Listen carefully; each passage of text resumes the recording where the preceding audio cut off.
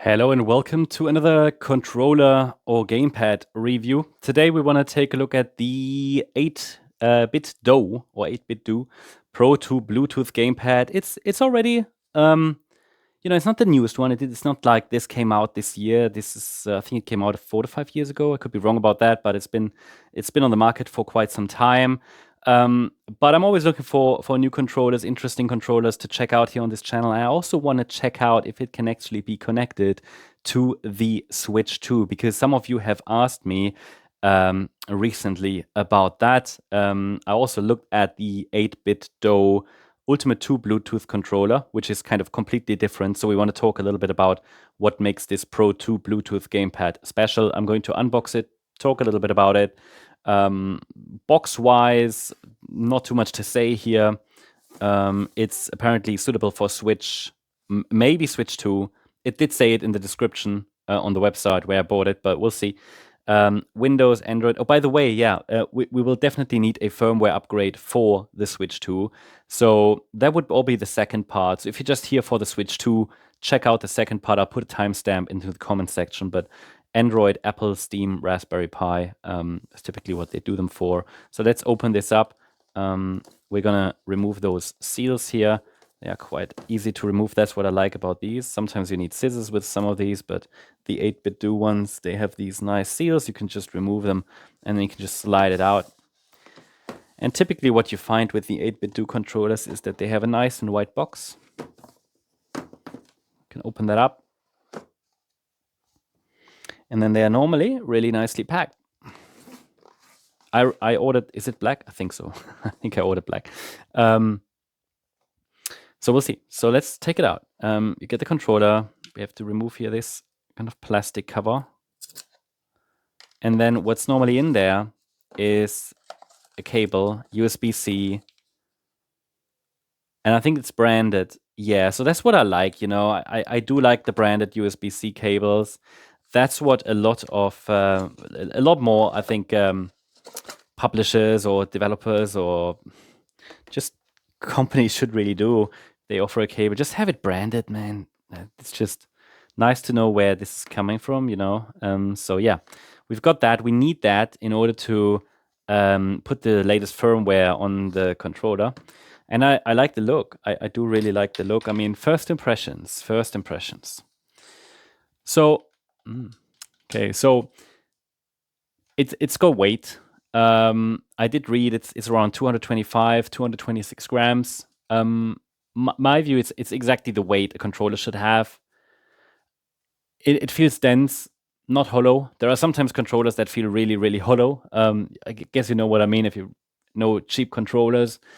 There's a sense of quality here, in my view. First impression, nothing is like, you know, this is solid. You can try to move the plastic. It's solid. Feels like, in my view, quality plastic. There's a sense of quality, like, yeah, you know, it might sound odd, but if you held cheaper controllers, you know what I mean, you know. 8BitDo as a brand, they've really built a reputation over the years. So I mean, I've used their controllers for some time. I've checked out 2 of their controllers on this channel. No, this is not sponsored at all. They didn't send it to me even. You know, sometimes you find these reviews and companies send the controllers out. No, I bought it. But they've built a reputation in the retro and emulation community. Yeah. Now I'm very much in favor. You know, I really love retro content. We're even building a retro corner on this channel, so that's very much for me. And they are known for combining modern tech with classic design cues. And I think, as far as I can see here, this controller is no exception. Oh, that's interesting. We'll talk about that. The Pro controller, the Pro 2 is no exception. So what you're getting is, in my view, best I can tell you here, it looks like a modern reinterpretation of the SNES controller, but fused with elements from PlayStation ecosystem. You can clearly see that, sticks and everything, and this shape here, and beyond. It's a bit of a Frankenstein maybe, but not in a negative sense. So it's a functional one. Let's walk through it. So the controller shape, I like it. It really feels good in my hand. It leans heavily into probably like a mixture of the Super Nintendo DNA and PlayStation DNA, and you immediately recognize it from the D-pad and the face button layout here. Yeah. Had this, if this was a different color, like more Super Nintendo colors, then you'd immediately see it, but you can probably make sense of it. But it has a more contemporary shell. It's got the PS1 style grips here. That really reminds me of PS1. Yeah. And the analog sticks look like PS4 style. You can also press them.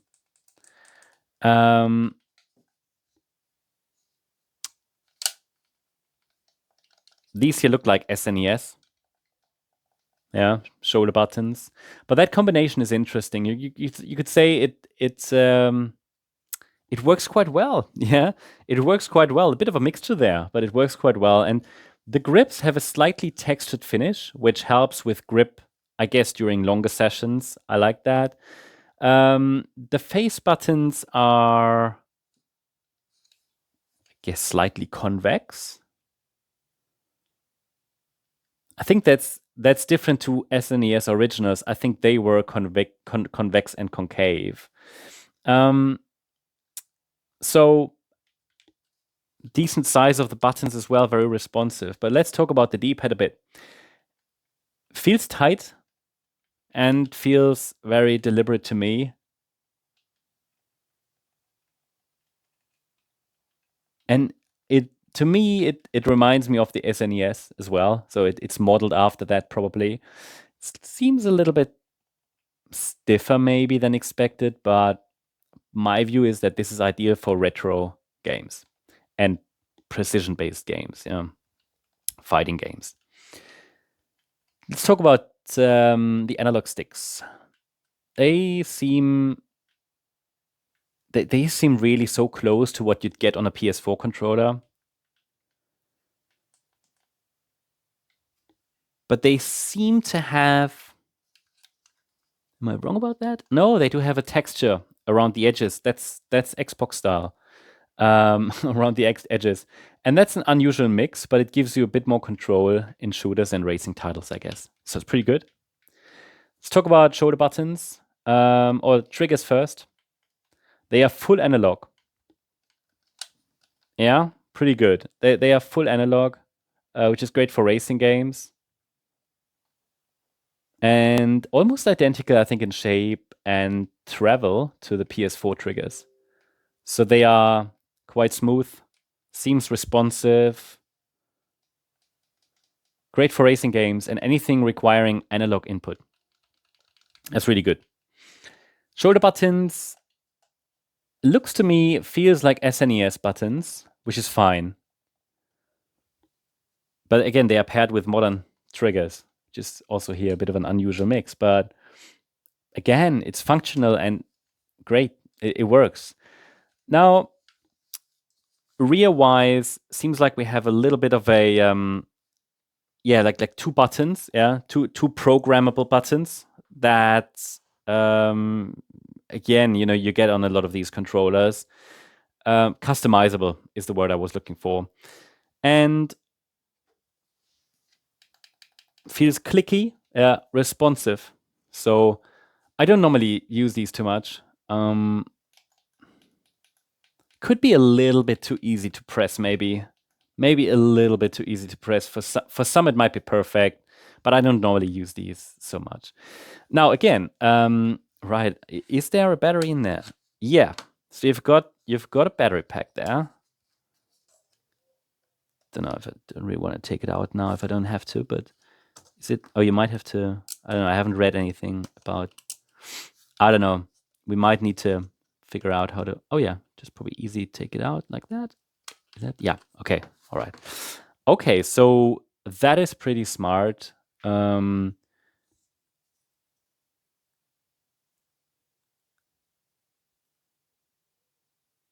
Just reading here. So it's rechargeable. It's a rechargeable battery pack, 1000 mAh. So it's replaceable battery pack that offers as far as I've researched, around 20 hours of playtime. Now, I haven't tested it yet, but that's pretty cool. Takes about 4 hours to charge.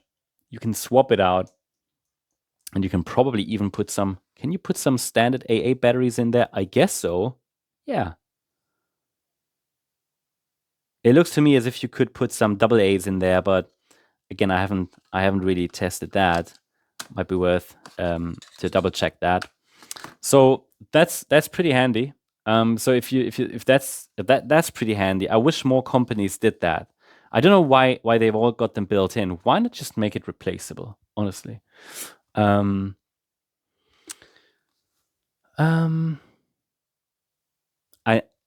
guess what I just tried here, I think this is, if I'm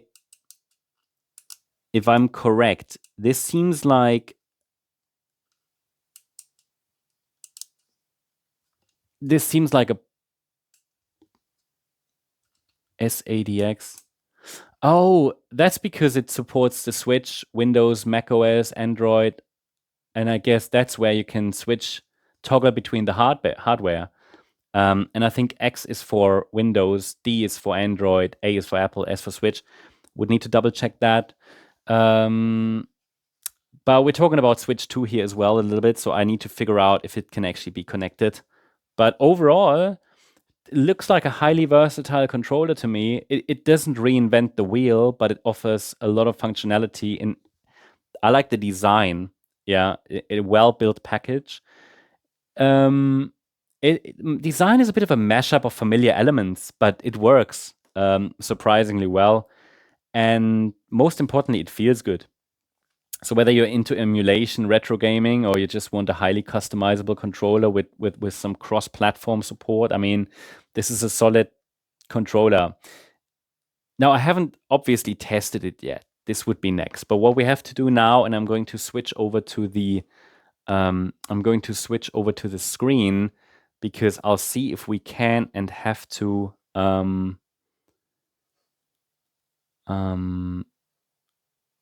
so let me just double check that.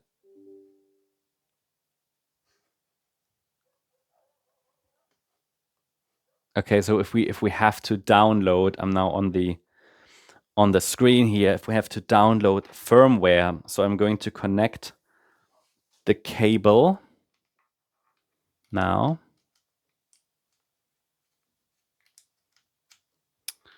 Connect the cable to the controller, but first of all, I'm going to check out which one is it. Where do we have it? Bluetooth. It's a Bluetooth controller. This one is it, right? Firmware.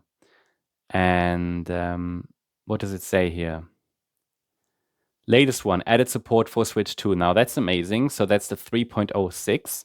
So what we have to do here, we click on it. Firmware updater. Got to download that upgrade tool.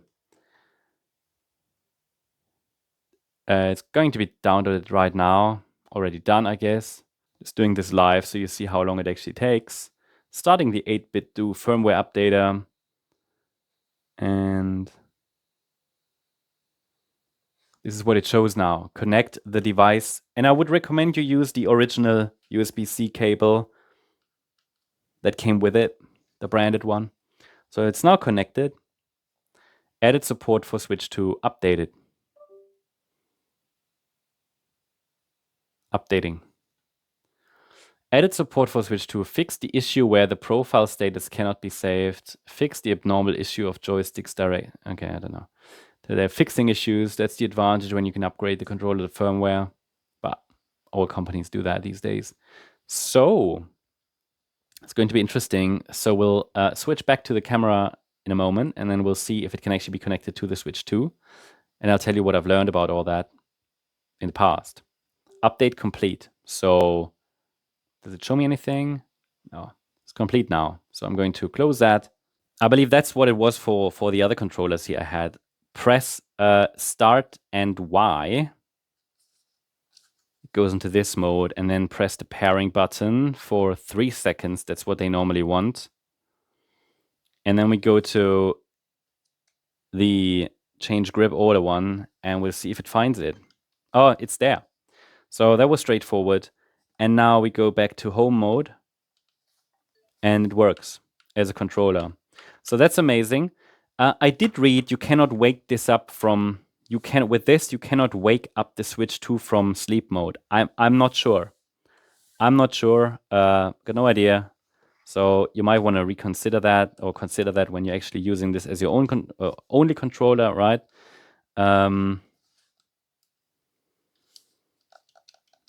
Yeah, I don't know. It might not find it. So I don't know. It's something I did read about. So I have never tested that actually with the Switch 2 Pro controller. It's just something you need to consider. So you might need to just activate your Switch 2 and then it'll find it, I guess. Might need to go through the change grip order one again. And it finds it again. So pad. So that's now that we can play something. Okay, I'm not going to do that now, but yeah, it works for the Switch 2, which is great. So let me know your feedback. What do you think about this controller? If you're interested in further updates here, make sure you subscribe. What you find here on this channel is we're building a community. We're testing equipment, testing accessories for different consoles, tech stuff. AI will be something we're going to look into as well. But for now, it's staying in the kind of gaming space for now. But yeah, digital culture, that's what we talk about here. So stay tuned. Thanks so much. Bye-bye.